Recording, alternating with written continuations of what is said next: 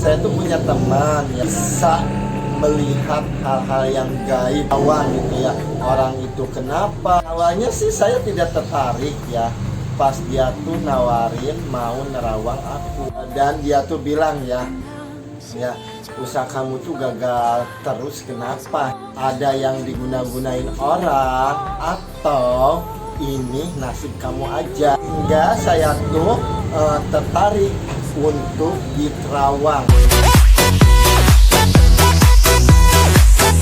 Assalamualaikum warahmatullahi wabarakatuh. Dulu saya tuh tidak percaya sama hal yang gaib. Bahkan saya sewa tempat untuk jualan makanan itu di pinggir jalan. Punya tempat itu mempunyai ilmu hitam.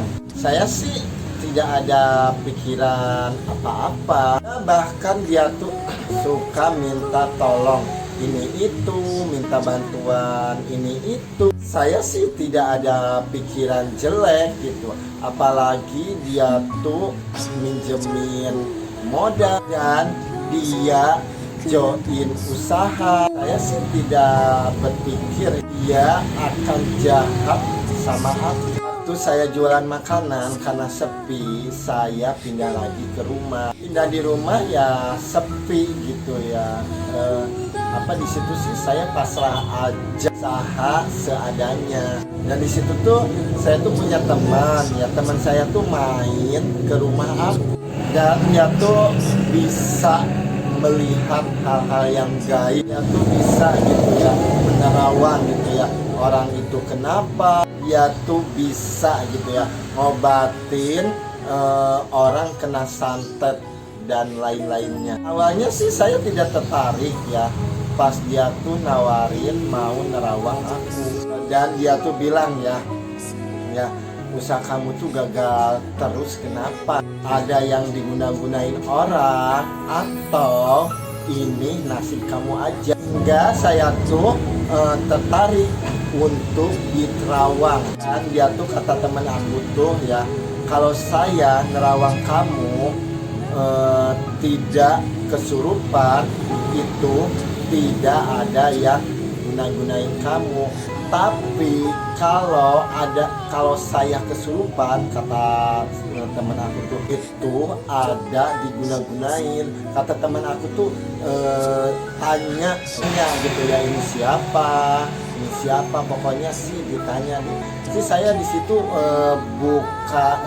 nggak sendirian gitu ya, ada teman aku lagi gitu. Akhirnya dia tuh nerawang aku, dan pas dia nerawang aku, dia tuh kesurupan ya, kemasukan setannya ke dia. Awalnya sih saya yang nanya gitu ya, karena kesini saya merinding. Akhirnya dilanjutin sama teman aku. Intinya usaha aku tuh diguna-gunain ya, sangkan itu tuh sirik sama aku, bahwa aku tuh ya suka usaha terus, dari kecil usaha terus, nggak mau melihat aku tuh sukses. Dan di situ juga sih saya antara percaya tidak percaya gitu ya, dan menanggapinya juga sih biasa. Dan kita cerita lagi ke usaha aku ya. Saya tuh lelah banget, usaha aku sepi seperti kuburan gitu ya, sepi banget. Hingga saya berhenti dan ninggalin usaha itu. Saya ninggalin usaha bukannya tidak banyak hutang, banyak banget ya. Saya tuh ketakutan, saya tuh habisin di kamar aja. Dan saya selalu pesen gitu ya sama umi aku, sama adik aku, kalau ada orang yang nagih bilang tidak ada. Selalu begitu terus gitu ya. Saya cuma ngumpet aja, kasihan juga gitu ya. Umi aku suka dimarah-marahin sama si bang keliling itu. Ya sawah digadein lagi seperti usaha pertama gitu ya, untuk ya bayar hutang yang rese-rese ya. Ya di situ sih biar tenang juga. Situ saya tuh benar-benar stres waktu bangkrut usaha kedua. Lebih asik sendiri ya. Aku habisin di kamar aja tiap hari begitu ya. Dari pagi sampai malamnya di kamar. Saya di kamar sih cuma mikirin ketakutan, dagdikduk, gimana rasanya gitu. Bangkrut usaha adalah 2 bulan atau 3 bulannya saya masih menghabiskan di kamar, males ngapa-ngapain, juga tidak semangat hidup. Namun terus ya sampai pikiran aku tuh linglung kayak orang stres. Sih kalau saya mengingat ya sekarang, aku sih mengingatnya sih waktu galau-galaunya itu aja gitu.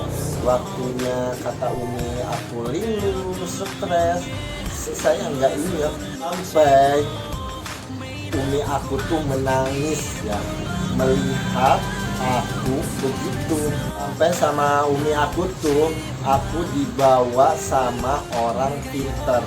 Dibawa ke orang pinter sih saya lupa-lupa inget-inget gitu. Dan kata orang pinter itu, aku tuh harus dimandiin 3 kali. Ya suruh datang lagi hari ini, misalkan hari Senin ntar datang lagi, ntar hari Kamis datang lagi. Ya saya aku sama Umi aku sih ngikuti. Saya tuh merasakan gitu ya, pas dimandiin ketiga kalinya rasa banget ya. Awalnya sih pikiran saya buta, jadi stres gitu. Pokoknya sih merasakan itu tuh dari gelap ke terang gitu ya. Pokoknya di situ tuh pikiran aku tuh tenang, otak aku tuh berasa tidak ada beban. Pokoknya tuh enak banget ya yang aku rasakan saat dimandiin yang ketiga itu. Akhirnya saya tuh ingat juga gitu ya, waktu di Terawang sama teman aku, ceritanya sih sama, diguna-gunain sama orang itu. Dan akhirnya sih di situ saya percaya gitu. Dan saya tuh tidak sangka ya sama orang itu tuh saya baikin. Sama ini dia tuh minjemin uang, bahkan dia tuh join usaha. Ternyata hatinya itu busuk.